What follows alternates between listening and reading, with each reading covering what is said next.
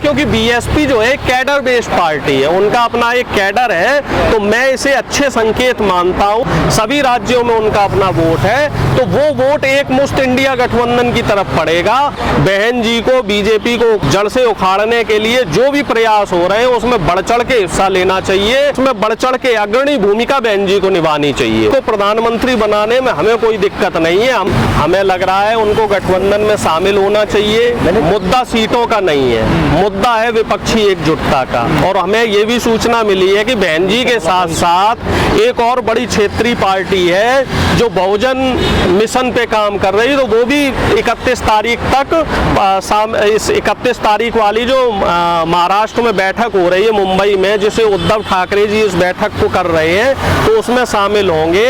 और उत्तर प्रदेश की राजनीति से देखा जाए तो समाजवादी पार्टी और बहुजन समाज पार्टी ये दोनों ही प्रमुख पार्टी हैं। और अगर बहुजन समाज पार्टी की बात करी जाए तो बहन जी की जो पार्टी है वो राष्ट्रीय पार्टी है, जो बहुजन समाज पार्टी है, और इसका तीसरे नंबर का वोट है। कांग्रेस और बीजेपी के बाद अगर vote percentage all over India देखा जाए तो बीएसपी का है। तो अगर बीएसपी गठबंधन में शामिल होती है, रजामंदी बन जाती है, तो इससे बीजेपी को बहुत नुकसान होगा। क्योंकि 2019 में ये देखा गया है कि जो अभी इंडिया गठबंधन में अब तक जो दल है, 26 दल है, इनका जो वोट परसेंटेज है वो एनडीए से ज्यादा है। और अगर बीएसपी भी शामिल हो जाएगी तो वो वोट परसेंटेज और ज्यादा बढ़ जाएगा, और इससे जो है विपक्षी एकजुटता को बल मिलेगा। और कहीं ना कहीं मुझे लग रहा है कि इससे जो आम जनमानस है उनका भी जो है मनोबल बढ़ेगा, क्योंकि बीएसपी जो है कैडर बेस्ड पार्टी है, उनका अपना एक कैडर है। तो मैं इसे अच्छे संकेत मानता हूं और उम्मीद करता हूं कि बीएसपी को निजी हितों को ताक में रख के देश हित में, राष्ट्र हित में हमारे जो इंडिया गठबंधन है उसमें शामिल होना चाहिए। सीटें मैं कह रहा हूं 40 मिले, 30 मिले, सीटें मैटर नहीं करती, सीटों से ज्यादा फर्क नहीं पड़ता। फर्क पड़ता है कि आप किस तरफ है, आप सत्ता की तरफ है या सत्ता के विरोध में खड़े हुए हैं, मुख्य जो फर्क पड़ता है। गठबंधन में जाती है इंडिया में, तो क्या लगता है आपको बीजेपी को कितना नुकसान होगा? देखिए, बीएसपी गठबंधन में आने के बाद मेरे हिसाब से, जो मेरा अपना आकलन है, बीजेपी जो है वो 100 सीटों तक ही सीमित हो जाएगी, क्योंकि 85% जो एक मुश्त वोट है वो एक तरफ हो जाएगा, और फिर लड़ाई सीधी सीधी 85 बनाम 15 की हो जाएगी। क्योंकि कहीं ना कहीं देखा जाए उत्तर प्रदेश के साथ तमाम जो राज्य हैं उन सभी राज्यों में बीएसपी का एक अपना वोट है, चाहे मध्य प्रदेश हो, राजस्थान हो, चाहे आप दक्षिण के राज्य ले लीजिए, तेलंगाना, महाराष्ट्र, सब जगह उनका अपना वोट है। वो वोट 2% हो, 4% हो, 5% हो, सभी राज्यों में उनका अपना वोट है। तो वो वोट एक मुश्त इंडिया गठबंधन की तरफ पड़ेगा। और इससे मुझे ऐसा लग रहा है कि जो दलित, शोषित, वंचित समाज है, जो अभी कंफ्यूज्ड है कि वो किधर जाए, वो बीएसपी की तरफ जाए कि इंडिया गठबंधन की तरफ जाए, तो उसका वो कंफ्यूजन है, जो उसका जो भ्रम है, जो उसकी जो मन में जो संशय है, वो काफी हद तक दूर हो जाएगा। और वो एक तरफ मिलेगी मायावती का, बहुत निश्चित तौर पे ताकत मिलेगी। और मैं तो आपके चैनल के माध्यम से संदेश देना चाहता हूं कि बहन जी को इंडिया गठबंधन में आना चाहिए। बहन जी को, बीजेपी को जड़ से उखाड़ने के लिए जो भी प्रयास हो रहे हैं उसमें बढ़ चढ़ के हिस्सा लेना चाहिए। और हम तो कह रहे हैं कि इस मूवमेंट की को जो है इसमें बढ़ चढ़ के अग्रणी भूमिका बहन जी को निभानी चाहिए।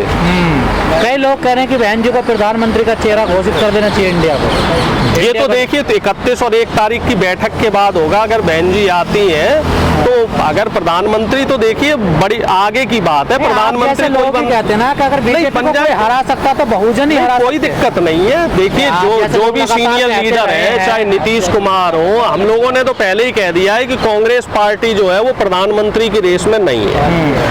हमारा जो पहला लक्ष्य है वो ये है कि हमें बीजेपी को सत्ता से बाहर करना है, क्योंकि बीजेपी ने इस समय महंगाई, बेरोजगारी, भ्रष्टाचार और किसानों की समस्या पे पूरी तरीके से विफल रही है। और बीजेपी सिर्फ और सिर्फ पूंजीपतियों के लिए काम कर रही है। तो इसमें बहन जी हो, नीतीश जी हो, या जो भी पार्टी हो, जो पार्टी अग्रणी भूमिका निभाए, हम उसको प्रधानमंत्री बनाने में हमें कोई दिक्कत नहीं है। हम तो ये चाहते हैं कि साहब जो ये छली, कपटी और निर्लज्ज लोग हैं, ये लोग सत्ता से बेदखल हो। जब पहले महंगाई की बात होती थी तो स्मृति ईरानी सड़कों पर होती थी, सिलेंडर के साथ सब्जियों के साथ। अभी स्मृति ईरानी जो है वो फ्लाइंग किस पर बहस करती हुई नजर आती हैं, लेकिन महंगाई पर बात नहीं करती हैं। देखो साहब, हमें तो एक बात ये समझ में आई है कि स्मृति ईरानी जी का जो पूरा अटेंशन है, जो उनका पूरा ध्यान है, वो दो जगह है। एक तो अमेठी में कोई पत्रकार अगर उनके खिलाफ कुछ बोल रहा, रिपोर्टिंग कर रहा, तो उस पत्रकार को नौकरी से निकलवा दो।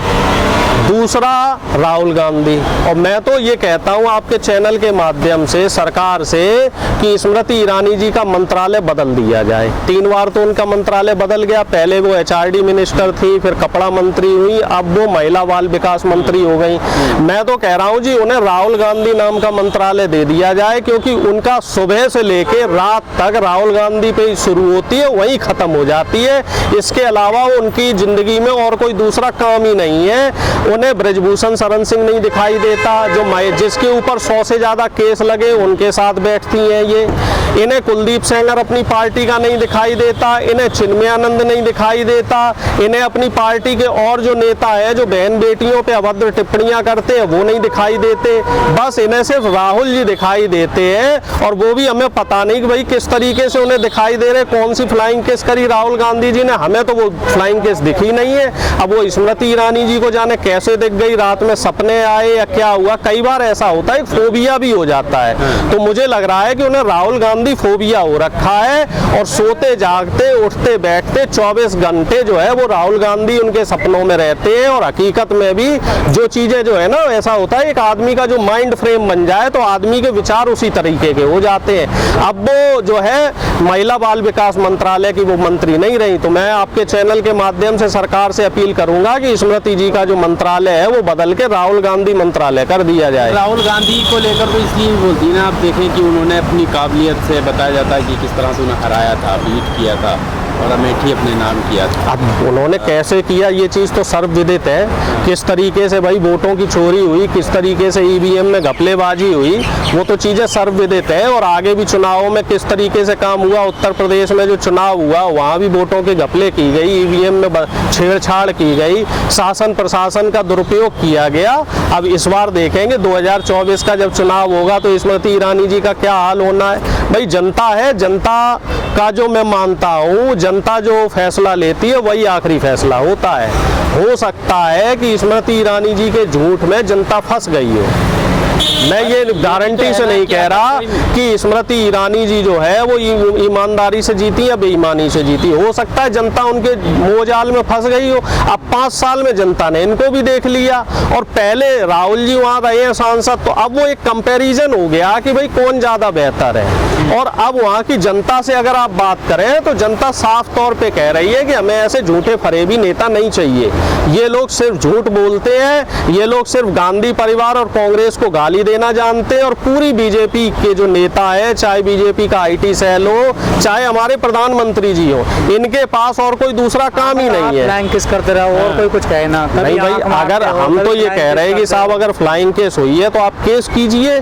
किस बिना पे केस करेंगे? फ्लाइंग केस करना कोई अपराध थोड़ा ही है। इस तरीके से तो तमाम वीडियो जो है हेमंत विश्व शर्मा के भी वायरल हो चुके हैं। जो मध्य प्रदेश के मुख्यमंत्री हैं शिवराज सिंह चौहान जी, उनके भी वीडियो इस तरीके के वायरल हुए हैं। भाई हम लोग प्यार मोहब्बत बांटने वाले लोग हैं, तो इसमें तो मैं कोई गुरेज समझता ही नहीं हूँ। कोई उन्हें इंटेंशनली अगर कुछ किया है तो आप केस कीजिए, न्यायालय है, स्वतंत्र है, अभिव्यक्ति की आजादी है। एक्टिविटी करना नहीं, अगर एक्टिविटी की है, मैं तो ये कह रहा हूँ अगर एक्टिविटी की है, मेरी जानकारी में नहीं है वो एक्टिविटी कि वो हुई है या नहीं हुई है, क्योंकि उस एक्टिविटी का या जो घटना वो स्मृति जी बता रही हैं उसका कोई प्रूफ नहीं है उनके पास। और अगर कोई प्रूफ है तो आप केस कीजिए। अगर उनको लगता है तो न्यायालय डिसाइड करेगा, सुप्रीम कोर्ट डिसाइड करेगा, हाई कोर्ट डिसाइड करेगा कि उन्होंने गलत किया है या सही किया है। भाई पहले तो ये राहुल गांधी के पीछे पड़े रहे कि राहुल गांधी जी को इनके सदस्यता रद्द करवा दी, बंगला खाली करवा दिया। अब राहुल जी का जब सुप्रीम कोर्ट से इनको बरी कर दिए गए, राहुल जी बंगला भी वापस मिल गया, संसद में भी पहुंच गए, तो अब ये प्रियंका गांधी जी के पीछे पड़ गए। 41 केस प्रियंका गांधी जी के ऊपर ठोक दिए इन्होंने मध्य प्रदेश में। तो इनका जो पूरा अटेंशन है वो गांधी परिवार ही है, ये गांधी परिवार के पीछे ही पड़े हुए। लेकिन मैं एक चीज मानता हूँ कि गांधी परिवार की जो विरासत है वो सदियों की विरासत है।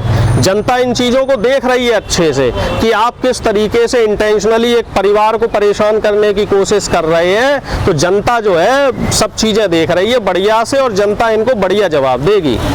एक आखिरी सवाल, महिला बाल विकास मंत्री हैं, अगर वो अपने लिए आवाज़ नहीं उठाएंगी तो महिलाओं के लिए, बाकी महिलाओं भाई एक बात बताओ, अगर वो महिला बाल विकास मंत्रालय की मंत्री थी तो मणिपुर उन्हें दिखाई क्यों नहीं दिया? उन्हें नू मेवात में जो महिलाओं के साथ कांड हो रहे वो क्यों नहीं दिखाई दिए? उन्हें महिला पहलवानों का जो शोषण हो रहा था वो क्यों नहीं दिखाई दिया? आए दिन उत्तर प्रदेश, मध्य प्रदेश और जिन जिन राज्यों में बीजेपी की सरकार है वह महिलाओं के साथ बलात्कार हो रही, उनकी हत्याएं हो रही, तो उन्हें वो चीज़ें क्यों नहीं दिखाई देती हैं? उन्हें सिर्फ राहुल गांधी जी ही क्यों दिखाई देते? मैं तो उनसे एक सवाल ये पूछ रहा हूँ कि ऐसा जो है उनका कौन सा उन्होंने चश्मा लगा रखा है? क्या उन्होंने अमित शाह वाला दूरबीन बना रखा है कि सिर्फ जो है विपक्षियों के नेताओं में उन्हें कमियां दिखती हैं, अपनी पार्टी के जो नेता है उनमें कोई कमी और खामी नहीं दिखती है? अपनी पार्टी के जो नेता है वो सारे के सारे इन्हें पाक साफ नजर आते हैं।